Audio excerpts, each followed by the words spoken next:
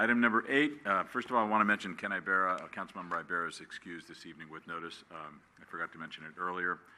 Number 8 is we have 2 public hearings this evening. The first one is to hold a public hearing and adopt a resolution adopting the City of San Bruno 2015 Urban Water Management Plan.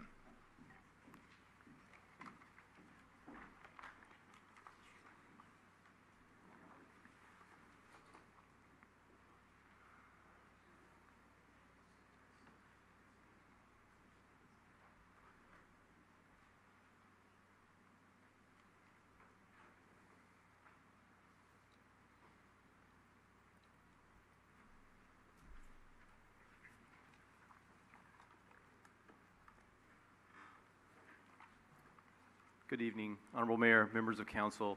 Jim Birch, Deputy Director, Public Services, and I'm here tonight with Elizabeth Dreyer, who's with West Yost, and she'll be doing the bulk of the presentation. But by way of introduction, or further introduction, I wanted to let you know that we're here tonight to present information on the 2015 Urban Water Management Plan update. That's before you tonight for your consideration. This plan will establish, well, Elizabeth will go into the details. It basically will establish and explain how we're going to provide water and meet the water demands of the city. And Elizabeth will explain a great more detail about why we're doing this plan now and a little bit more about the nuts and bolts of what's in the plan and the hard work that went into it. So I'll turn that over to Elizabeth. Good evening, Mayor Ruane and council members. My name is Elizabeth Dreyer, and I was the project manager for the development of the 2015 Urban Water Management Plan. First of all, I just want to talk a little bit about what is an urban water management plan. It's a long-range water planning document that evaluates your water supply and your demands through the year 2040.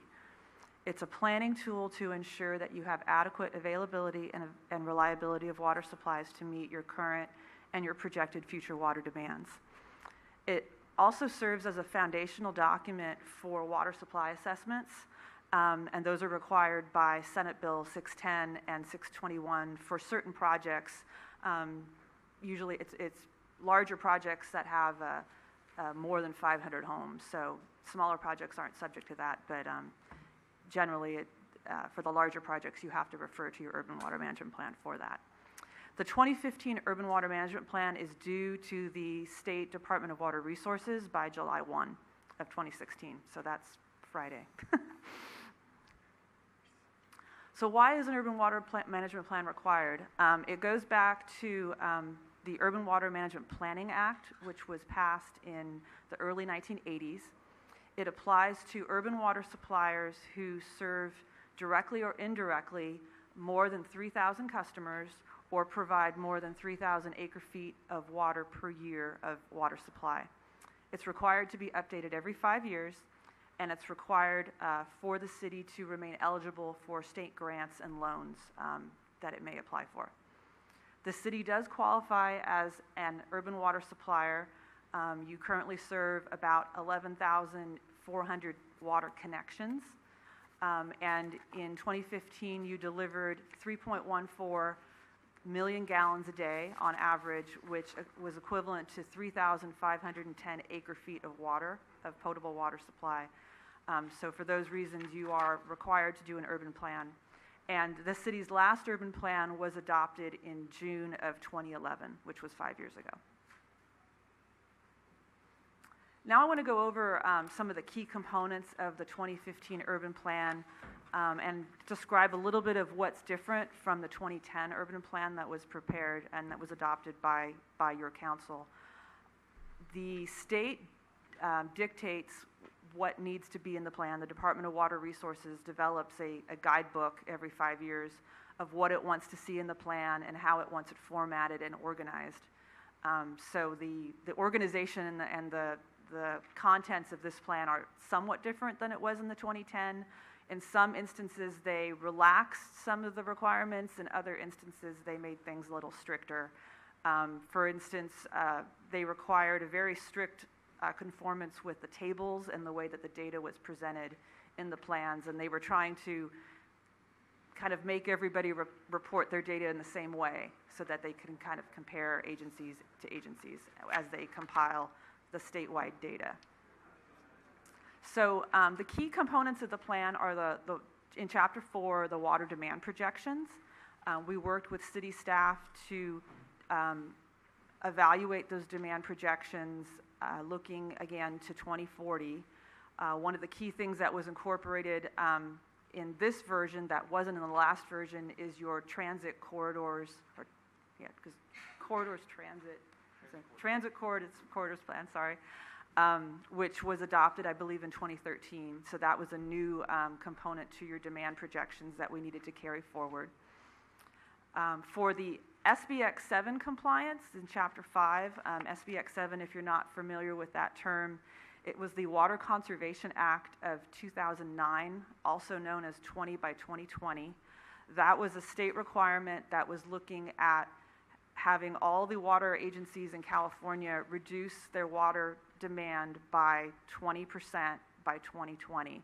And so that, it first appeared in your 2010 urban plan and required you to adopt targets for per capita water use for 2015 and 2020.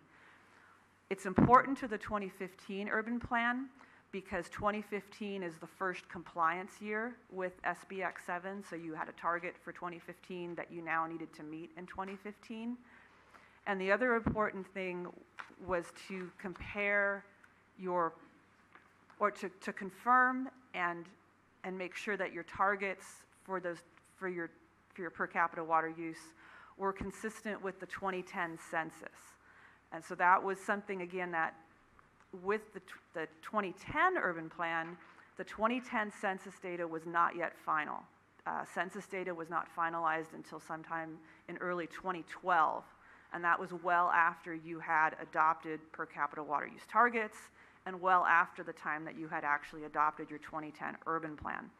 So one of the requirements for this urban plan was to relook at your historical per capita water use based on population data that was consistent with the 2010 census. So that evaluation has been done, and then reconfirm the targets for 2015 and 2020. And so that analysis was done for this project. We found that the population data, as updated with the 2010 census, didn't actually change your targets. So that was a good thing in this. And for the most part, for most agencies, it didn't really change the targets that much. It was a confirmation that the numbers were correct and based on correct population data.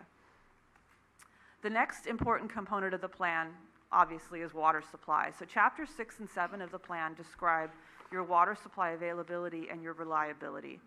In those chapters, what we did is we worked with BOSCA and SFPUC and city staff to evaluate water supply availability from your SFPUC supply, in addition to your groundwater supply from your local wells, and look at the availability of that and how reliability would look going into the future, into 2040. Also new for this urban plan was your groundwater storage program, the GSR project, the groundwater storage and recovery project. That was approved, I believe, in late 2014, and that's a management plan to actually work with SFPUC to balance your use of your groundwater supplies and your surface water supplies from SFPUC so that you can take more surface water in certain years and basically kind of store your groundwater, and then in a dry year, you would have more groundwater available if the SFPUC supplies were reduced in a dry year. So that provides you with a kind of another management tool in balancing your supplies and making sure that you've got good reliability moving forward. In Chapter 7, we sort of bring it all together where we look at the supply and the demand comparison based on the work in the previous chapters. Again, we're looking at a comparison looking at both normal years as well as dry years moving into the future based on the reliability. Chapter 8 includes the description of the city's water shortage contingency plan, which the city has included, or it's incorporated into your municipal code. And what's interesting with that is, until the last few years where we've seen unprecedented drought conditions, most people had a water shortage contingency plan in their urban water management plan, but it never even had gotten used. It was just sitting there and it was sort of collecting dust. And so in the last few years, we've actually seen that we actually do need to have a water shortage contingency plan. And so it's an important part of the plan. You had implemented it, I believe, to stage 2 in the recent drought. And so that needs to be documented and included as part of the plan. And then Chapter 9 also looks at your demand management measures. And so that, again, is your water conservation program. And this is another change for 2010.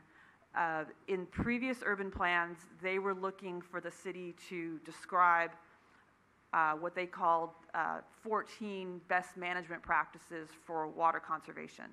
And not all agencies really complied with all 14, and not all 14 were applicable to all agencies. Now the new focus for the 2015 urban plan is to really focus on the fundamental demand management measures or conservation measures that you implement, and what really works for you and what works for your residents to allow you to conserve water when you need to, and meet the targets that are required by the state. So I'll talk a little bit more about the conservation program in a minute. Overall, the city has done a tremendous job. The residents and the businesses have really done an awesome job conserving water. The city's per capita water use for the fiscal year 14-15 was one of the lowest in the Bay Area. The overall per capita water use was 71 gallons per capita per day, and that includes all your water uses, so your residential and your commercial and other miscellaneous uses amongst the city, and that is really one of the lowest numbers in the Bay Area. So your residents and your businesses are to be congratulated for that, because that's quite impressive. I work for a lot of clients out in the valley that can't even imagine getting that low.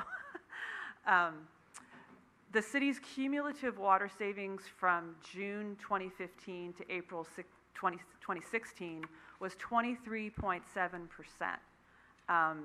And that's compared to 2013 water use.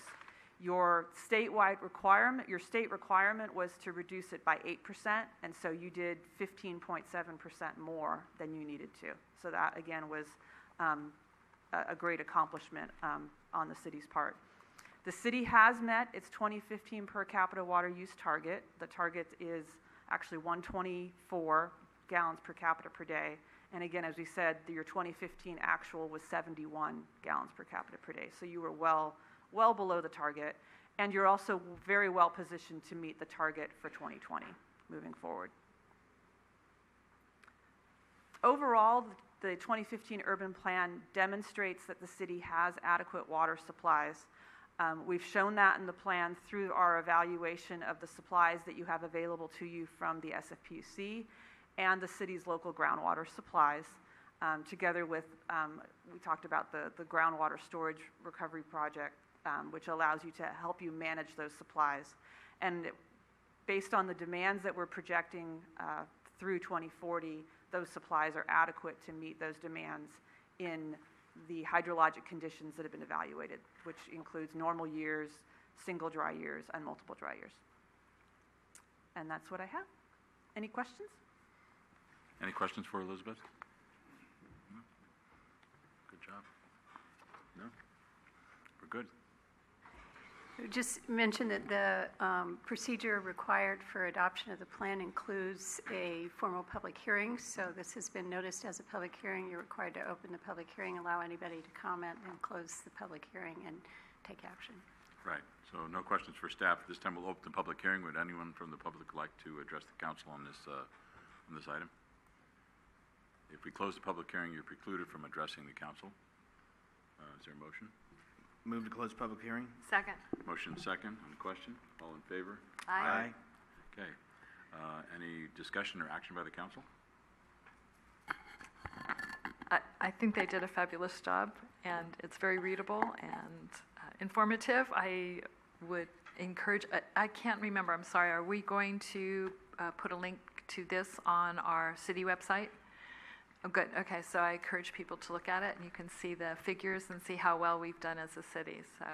And I know as a city, we're also moving forward with more landscaping, drought-tolerant landscaping and other issues, other things like that, so just because we had rain last year doesn't mean we'll have rain next year, so keep it up. And with that, I'll introduce the resolution. Councilmember O'Connell. Aye.